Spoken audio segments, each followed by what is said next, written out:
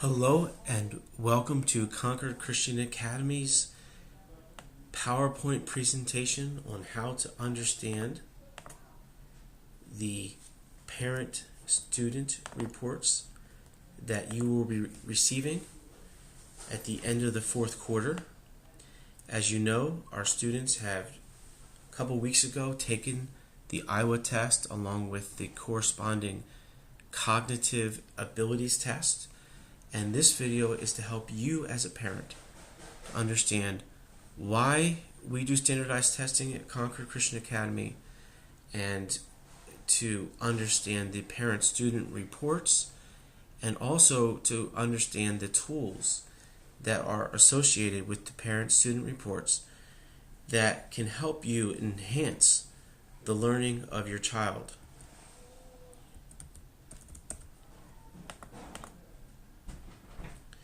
So the purpose of this video is to understand, once again, why Concord Christian Academy proctors these tests.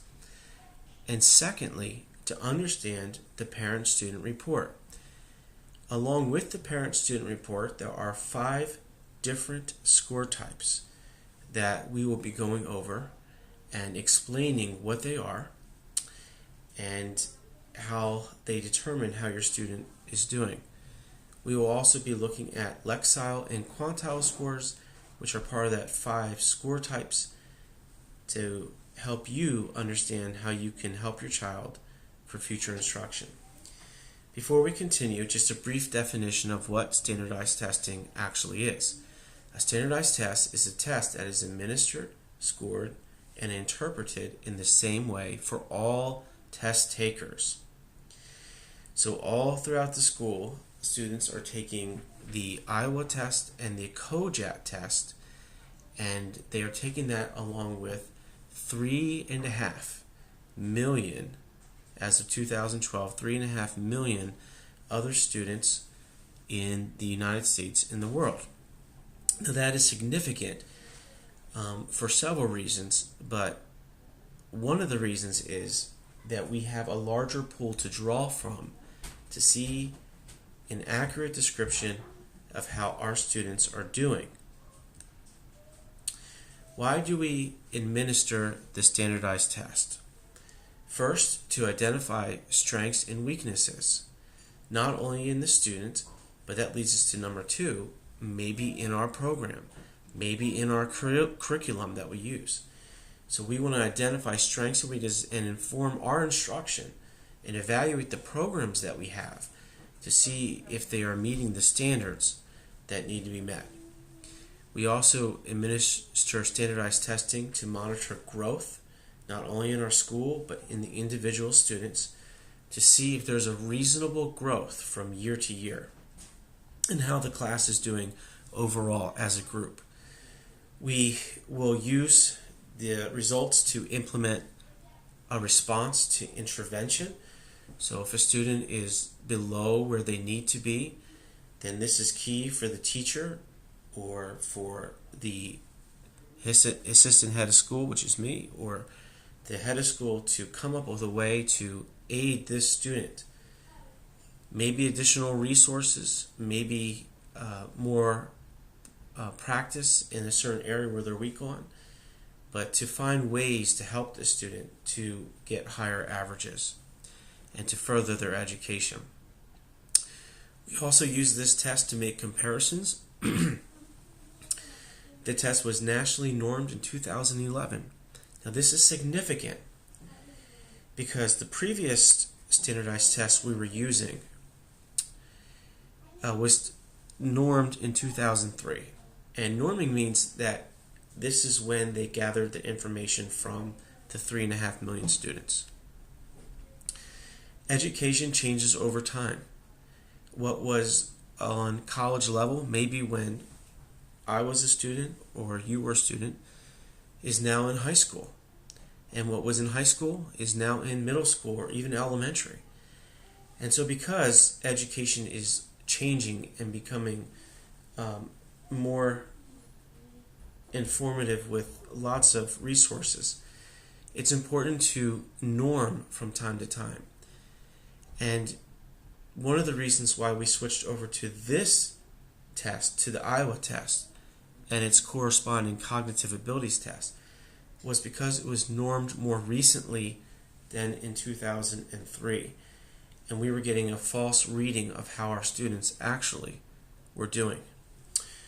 We also use this standardized test to predict future performance, and it gives a predictor for ACT scores. If a high school senior or junior takes the ACT, it gives an accurate description of how they will do. And the past couple years we checked, and pretty much just on point, maybe just 1 or 2 points off in the different areas. So this gives an idea of how they are going to do in the future.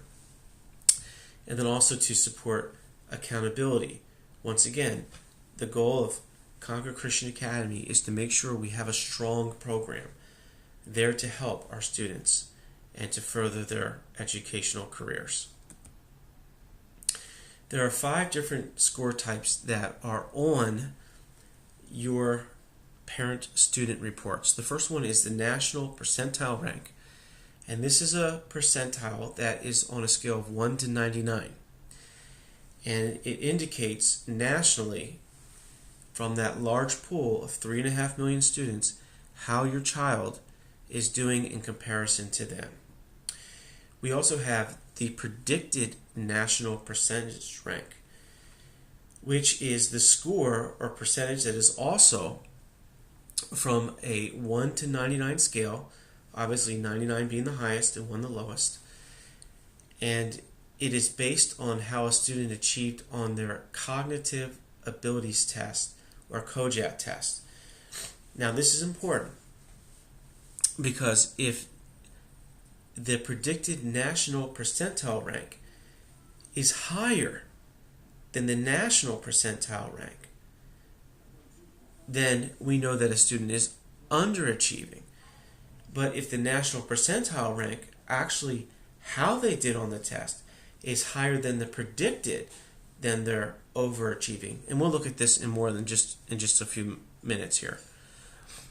The next score type is the National Stanine, abbreviation NS. And this is a normalized, and I might even add in here, reduced standard score that ranges from 1 to 9. So this scale is not 1 to 99, it's 1 to 9. And it's just a reduced number to show you how your student is doing. Numbers 1, 2, and 3 are below average. Numbers 4, 5, and 6 are average. And numbers 7, 8, and 9 are above average. Now before we go on, there is just one caution that you need to be aware of when it comes to national Stanine scores. Because it is a reduced score, it is possible that the national percentile rank of just 1% can change the national Stanine score to mean something that doesn't truly reflect how the child is doing. For example, 4, 5, and 6, once again, are average.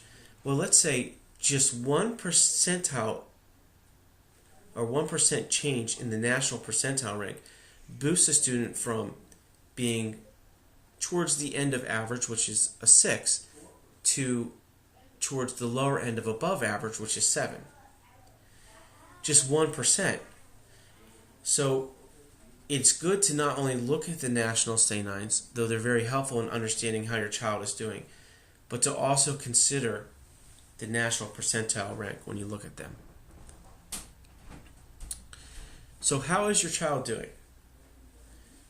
Once again, from the CogAT test, we get the PNPR score type, predicted national percentile rank. And if the national percentile rank is higher or greater than the predicted national percentile rank, the student is overachieving. If it is less or lower than the predicted national percentile rank, then your child is underachieving. And you can always just allow for a few points in between to see if your child is on average. This is a sample report that you will receive, and obviously there are some black rectangles on this form to make it a sample copy and not to have the student's name available. We took a look at the PNPR score type, which is the predicted national percentile rank. And this, once again, is derived from the CogAT Cognitive Abilities Test. Then we have the National Stay-9. Once again, 1, 2, and 3 are below average. 4, 5, and 6 are average. And 7, 8, and 9 are above average. Then we also have the National Percentile Rank, how your child actually did on the Iowa test, and it's listed here. So for this student, we can see that from their abilities test, they actually did better on the Iowa test, meaning in this area in reading, this student is overachieving. Once again, in written expression, this is a very substantial difference between 82 and 93. But then we could also look at, for example, in science, that the ability of the student was an 81, but how they scored is a 73. So this is an area where they would be they would be underachieving. They'd be underachieving. Okay. We're continuing with our score types, and there are two scores that will be very helpful to you as a parent and are very helpful to us as a school also. And one of those is the Lexile score, and this is a score obtained from the Iowa Assessments reading test that matches up students with specific reading levels, and also a quantile score, which is a score obtained from the Iowa Assessments mathematics test that matches students up with specific math levels. So Lexile is reading and quantile is math. Now I zoomed in on this sample student report, and if you look at the bottom of your report when you receive it in the mail, you'll see these words on the bottom. A lot of times we gloss over or look over things that are at the bottom of pages, but this is very, very, very important for you to understand.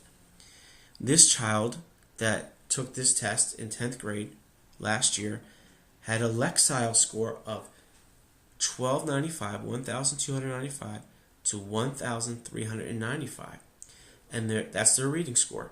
And their math score, their quantile score, was from 1,080 to 1,180. Now, I'm going to show you how to use this information to help your child to further their education. For Lexile scores, reading ability is calculated and determined on a linear scale. So just if you can imagine in your mind a line that starts all the way actually below 0 for just up-and-coming students that are starting to read, and goes all the way up to, I believe, around 1,500. This is based on word strength and length of sentences.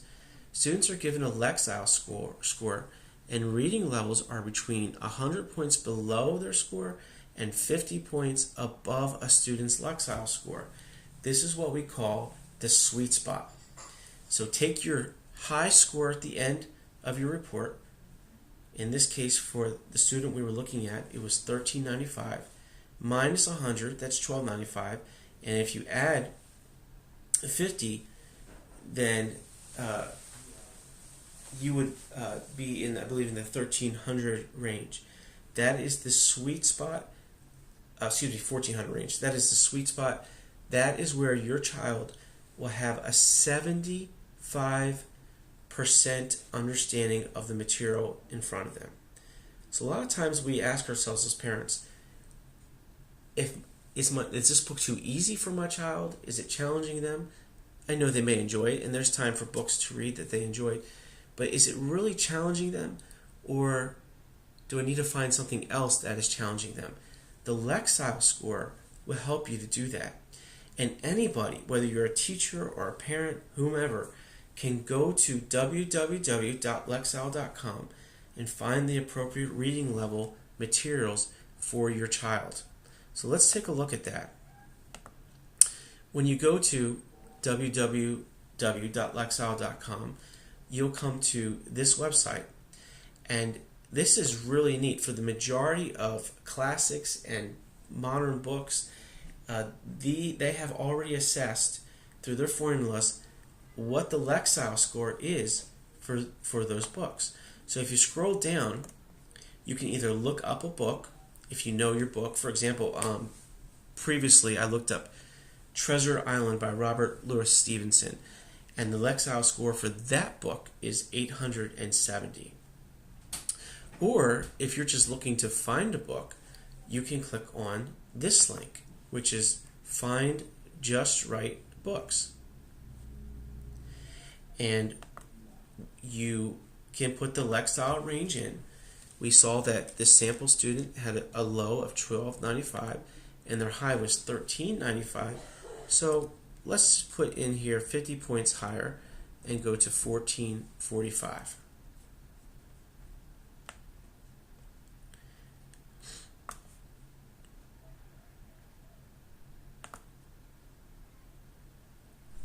Then we get to select the categories. Now, in case you don't know me, I'm a history person, so I'm going to click on history. And then we click submit again. And by the way, you can choose a whole bunch of these different ones.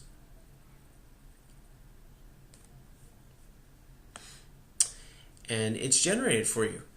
So if I want this sample child to be challenged, here are some books that will challenge them. The Hunchback of Notre Dame would be a great book for them to read by Victor Hugo. It has a 1340 Lexile range. But once again, a book that he's more than welcome to read for enjoyment, but one that won't challenge him is Treasure Island.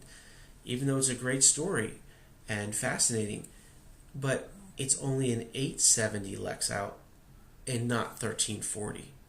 So these books that are listed are the books that are really going to challenge him and grow him as a reader. And you can take a look through here and see which books would be the ones that would help him with his vocabulary and with spelling and with reading.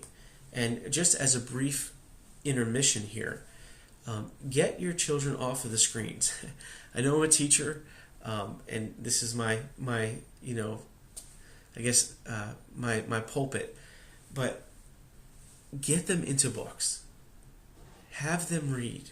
Studies show, we have enough evidence to show that reading books helps a student more than just spending time on screens. Get them reading as much as you can, and you'll see the creativity and the imagination flow. They'll start wanting to read more. They'll start wanting to write. Just wonderful things happen from that. And I know. Some parents are like, well, my child just doesn't like to read. No, here's my theory. I believe that every child likes to read, but you just have to find what they're interested in. And once again, you can choose so many different things. Now, one more brief commercial, and we'll move on to the next one, is that our summer reading list that we hand out for the summer reading actually includes the Lexile scores in there. So that is a help to you as well. But if there's a book that's not on the list and you might want to add that and talk to the teacher, you can either put the ISBN number at the top here, or type in the name of the book, or maybe in the author, and it will give you the score also. Okay. Let's go back to our PowerPoint presentation here. So these are some scores from the 25th to 75th percentile. Per grade, this is where kind of the place that your child should be. So in our sample student who is leaving 10th grade, you can see that they are advanced, But we don't want to stop there. We just want to keep on challenging them and get them to the place where they can be higher. Our next score is the quantile scores, and this is calculated also like linear skills, also like Lexile scores on a linear scale. And the interesting thing about this is quantile scores can be matched up with Indiana state standards. That's what we use here at the school. It is not one of the reasons it was recommended to us by the president of AACS, but also because it does not include Common Core into the curriculum. Then we also have quantiles.com, and this will help us match up additional resources for the state standards. So we're going to go and check out this website, www.quantiles.com, also made by the same company called Metametrics. Did great work here. And we can find math activities if we scroll down and click on Use Math at Home.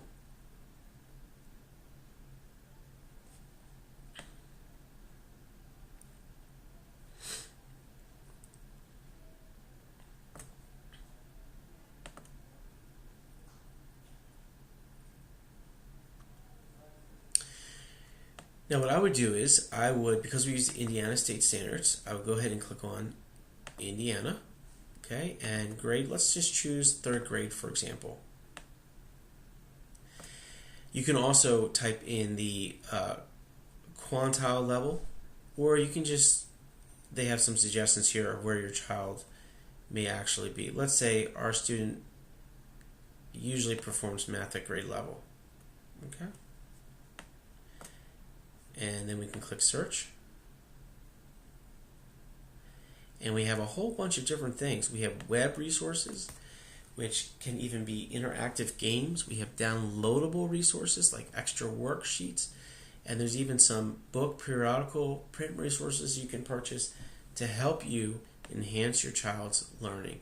And these are all the things just from 3rd grade that they can do that are part of the Indiana state standards.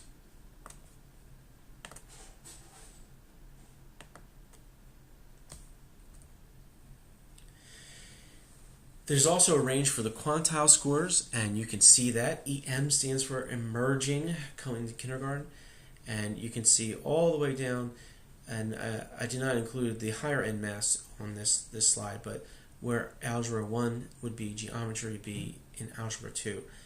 So you know going into the year, let's say for example your child is having problems with fractions in 3rd grade, and let's say fractions are something that you are able to really understand your sweet spot maybe at 350. Well, because 3rd grade starts at 375, if you're below that number, then you know going into the school year that your child may struggle and may need some extra help in that area. All right, that is the end of the PowerPoint presentation. I hope that it was informative and helpful to you. As always, if you have a question or if something is still confusing to you, please call us.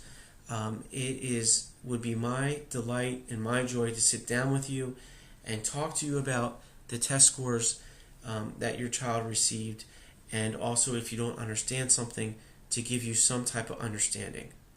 Thank you for watching this video, and God bless.